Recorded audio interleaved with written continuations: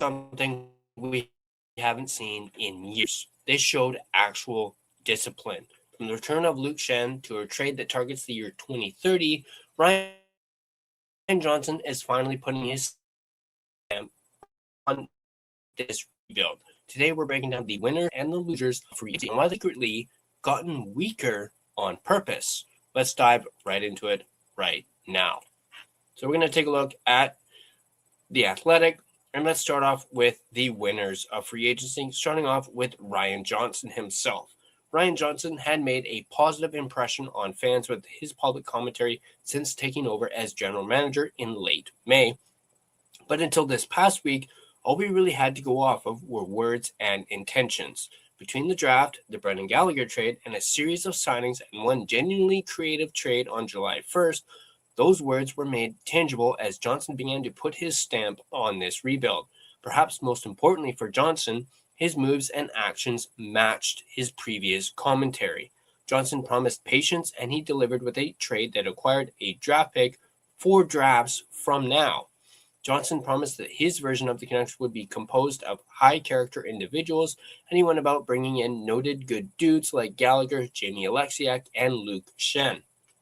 And Johnson promised that while the Canucks wouldn't necessarily be all in to win in the short term, they'd attempt to make sure that the environment prevented the young developing players in the organization from getting quote-unquote kicked in the teeth. And then Johnson went about making sure that even as he subtracted from the roster, trading Niels Höglander to the Nashville Predators and Marcus Pettersson to the New York Rangers, he brought in credible, roughly comparable veterans in their stead, while pocketing future value in the process. From a standing start, Johnson ran the gauntlet of his first silly season as Canucks GM and largely delivered coherently on a series of transactions that matched both his stated vision for the franchise and a reasonable path forward into this rebuilding era. The next winner, Luke Schenn. Schenn makes his offseason home in British Columbia and has been repatriated for a third tour of duty by the Vancouver Canucks. The deal Schenn inked with Vancouver on Wednesday is astoundingly the 8th one-way contract of his career, and as impressively, after a 5-year stretch in which Schenn earned less than $1 million per season and hung around the NHL as a depth contributor, this deal will mark the 4th year in a row in which Schenn has earned $2 million or more. To attain this level of longevity in the NHL is a stunning accomplishment. It speaks both to Schenn's status as an absolute unit as an athlete, but also to his quality as a human being. You don't hang around the league for this long and be this consistently in demand as a non-star player if you're not the type of person teams want around.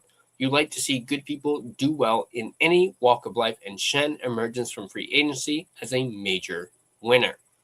Next up, Marcus Pettersson. Obviously, it didn't work out for Pettersson in Vancouver. The trade that brought him to Canada's West Coast was a poor one for the franchise, and his Canucks tenure wasn't a long one. Pettersson, however, couldn't have carried himself with a greater level of competitive integrity and class. Even on his way out, as Johnson made sure to explain, there was no sense that he lacked patience for this Vancouver rebuilding project. He was very on board with what we were going to do, Johnson told the media on Wednesday, when he was asked if the Pettersson trade was at all motivated by how the player himself felt about the club's direction. The process and the impact that he could have on some younger players of being part of this and the changing of the environment. So that was a discussion that needed to be had. But at the end of the day, I think for a player like Marcus, the team obviously desiring him, he's got a chance to go win and win now. I think it's a win for us, but also for him and his career where he's at. 2. Pettersson will now join a Rangers team that isn't especially imposing, but is coached by Mike Sullivan, for whom Pettersson spent years logging big minutes with in Pittsburgh, in a world-class city and on a team that will at least be trying to compete for a playoff spot. Next winner, the Vancouver Canucks' 2027 draft lottery odds. On July 1st, the Canucks brought in useful players with a variety of traits that NHL teams value. Paul Cotter has speed, size, and the ability to pinch hit at center. Schenn is a big, burly right-handed defenseman valued for his quality as a teammate. Oleksiak is a jumbo-sized defensive defenseman with some sneaky offensive pop. Quietly, however, none of these players move the needle. Cotter may be able to score off the rush and throw some punishing hits, but his team generally manufacture offense at a lower rate when he's on the ice, in part because he struggles to contribute to the build-up. Schenn's minutes, load, and effectiveness began to fall off significantly last season. Oleksiak may be a comparable contributor to Pettersson, but he's also a material downgrade in terms of his quality as a defenseman. Even Höglander is a better bet to drive play at this stage of his career than Gallagher is at 5-on-5. Across the board, the Canucks subtly and honorably weakened their roster with the moves they made this week, and yet they did so by also acquiring players with the character required to maintain a positive attitude during a challenging season, and with the traits to maintain some semblance of trade value, even if the results the team endures next season are nearly as dreadful as they were last year. Another winner, the Canucks' young defenseman. Didn't always look good for Marcus Pettersson last season, not that it looked good for any of Canucks' defensive personnel, given the disorganized brand of hockey the Canucks played throughout Adam Foote's one-season tenure as head coach. But the fact remains that the veteran shutdown defender was far more effective at limiting quality looks against them in his minutes than any other of his teammates. As promising as Z, Bouillon, Tom Willander, and DPD may be individually and as a group, none of them are ideally suited to playing matchup minutes regularly at this stage of their careers, at least not without a stalwart veteran defensive partner. In moving off Pettersson but bringing in Oleksiak, the Canucks were able to shed term off their books, pick up a valuable draft pick, and bring in a veteran blue liner capable of helping to insulate some of Vancouver's most promising young players on the back end. Even though Oleksiak played fewer minutes against softer competition under Lane Lambert in Seattle last season, he spent a lot of time in a matchup role and is a capable option for Vancouver to turn to. Signing him into the roster spot created by the Marcus Pettersson trade helps position Vancouver's young defenders for a more favorable development environment, making Bouillon, Willander, and DPD among Vancouver's July 1st winners. Next up, Canuck fans. If you're a Canucks fan, it's been critical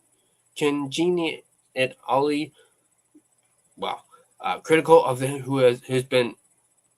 If you're a Canucks fan that's been critical of this franchise's inability to delay gratification or hatch any variety of plan with a timeline longer than making the playoffs next season, because hey, once you get in, anything can happen.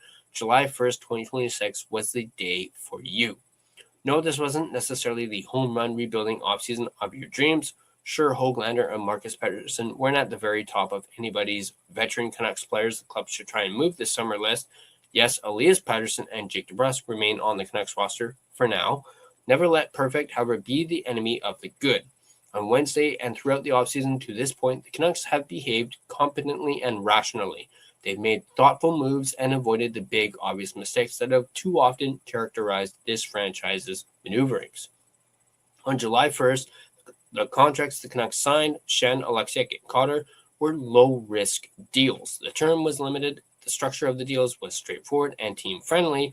The only no-trade clause they handed out to Oleksiak, a modified no-trade clause allowing the player to provide the club with a 12-team no-trade list, left the team with significant flexibility to sell their new players on at the 2027 as well as the 2028 trade deadlines.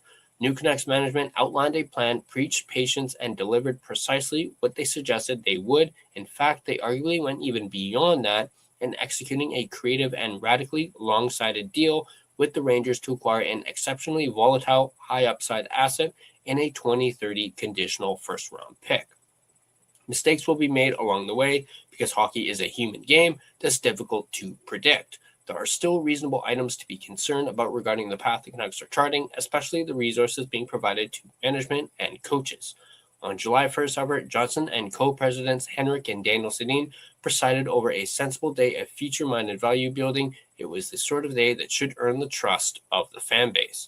At long last, the Canucks seem to be steering gradually in the right direction. Now let's take a look at the losers, starting off with Evander Kane.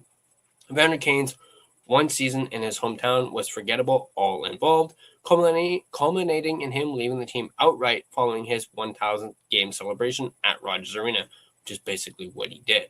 As of Wednesday evening, Kane was among the unrestricted free agents who remained unsigned. Vancouver's rebuilding timeline. The best thing about the Pettersson trade from Vancouver's perspective is that it allows the Canucks to more optimally store value. Pettersson is a really good defenseman, but he's also 30 years old. Every season that he gets older, the risk on his profile increases and his trade value diminishes. According to Dom, I can't even pronounce that last name, rating model, Pettersson is already a coin flip bet to deliver surplus value on his current deal over the life of that contract. Let's take a look at the chart here. 5.5 million projection, market value is 5.4 million, positive value probability is 48%. So as you can see here, offensive rating, a minus 0.7, net rating is a plus 0.7 there, defensive rating, a plus 1.4. And as you can see from this chart, it steadily declines over the next 4 years. From 26-27 to 29-30, it goes down. Another difficult season or worse, some sort of significant injury, and Pettersson's value would have plummeted. His value is also likely to diminish simply as a result of age-related decline in the not-too-distant future. In contrast, a 2030 conditional first-round pick will naturally gain in value every single year that the 2030 draft draws near. A draft pick is a purely stable asset. It can't get injured. It can't age. It just appreciates over time. The downside of the pick that the Canucks acquired for Pettersson, however, is that ideally, in trading your second most marketable remaining trade asset in the early stages of a rebuilding effort, a team would acquire an asset that can help them in the process of accumulating value and building out the next elite core of their organization. A conditional 2030 first-round pick, which will slide to 2031 if New York finishes in the bottom 10 during the 2029-2030 season, is likely too far off to help Vancouver in that accumulation stage of this rebuilding effort. Perhaps the pick that the Canucks ultimately net from the Rangers down the line can become a trade asset on a more accelerated timeline. Perhaps it functions as some jet fuel for a more mature rebuilding process. In any event, one of the Canucks' most marketable trade assets was dealt on Wednesday for a pick that won't provide the franchise with value during what's likely to be the accumulation stage of this rebuilding effort, and that should probably be viewed as pushing the reasonable timeline of this rebuild out at least somewhat. Another loser, the 2030 New York Rangers. In 2030, in the last year of their deals, Mika Zibanejad and JT Miller will be 37. Adam Fox, if he extends with the Rangers when his deal expires in 2029, will be 32. Igor Shesterkin, Pettersson, and Vladislav Gavrikov will be 34. It's very difficult to project what will happen in the NHL over 6 months or even 18 months. Projecting what the Rangers might look like by 2030 and 2031 is a complete fool's errand. Maybe Gabe Perreault is a playmaking superstar and Pavel Dorofeyev is a lot more than the backdoor finisher of Jack Eichels and Mitch Marner's with wizardry. And Alexei Lafreniere becomes the elite two-way winger we were promised, and Zibanejad and Miller defy father time. But also maybe the Rangers will be beginning to teeter towards their own vortex of ineptitude. Maybe the 29, 2030, 2030, 31 Rangers will be a clear lottery-bound team, and the Canucks have just acquired a nuclear value future. All we know for sure is that the win-now pressure around the Rangers at the dawn of the next decade is going to be extraordinarily intense. Next up, we have the Canucks young hopefuls facing Trey Fix-Wolansky at training camp. A text came in from an NHL scout after Vancouver signed for Trey Fix-Wolansky to a two-way contract on Wednesday. Fix-Wolansky might be 5'7" tall, it read, but he's 5'10" wide. An elite AHL point producer, Fix-Wolansky is also a bit of a wild man on the wall. His profile last season, 30 goals, nearly 60 points, and 121 penalty minutes in the AHL, speaks to a hard-nosed player who's difficult to play against, whatever his height is listed at. In a rebuilding environment, a journeyman like Fix-Wolansky is going to smell opportunity at training camp, and given Fix-Wolansky's style of play, any young players hoping to make an impression are going to have to be ready to have a bad time during one-on-one battle drills. Among the subtle Canucks losers in free agency this season, let's keep those precautious youngsters in mind. So let me know what you guys think in the comment section down below. What do you guys think about the winners and losers for the Canucks free agency? Let me know in the comment section down below. And of course, if you guys enjoyed this video, on your way out, you can like the video and subscribe to the Line Change for more Canucks and off-season related content. You can also hit that join button, become a member of the Line Change. And now a message from our friends over at DraftKings. It all came down to it, a best-of-6 battle that saw the Carolina Hurricanes emerge as the Stanley Cup champions. Now as we enter the offseason, DraftKings has you covered every step of the way. The DraftKings Sports app is now available in all 50 states and includes all markets. Sweat every shift of the series all in one place with one app. New DraftKings customers sign up with code THPN, spend $5 to get $200 in rewards within 21 days. That's code THPN in partnership with DraftKings.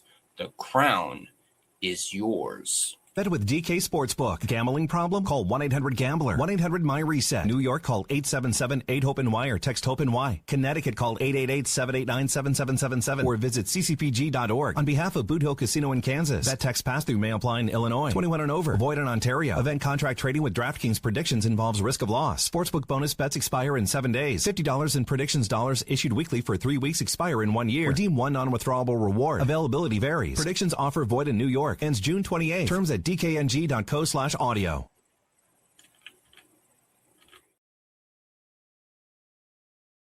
Thank you guys for watching, and I'll catch you guys in the next video.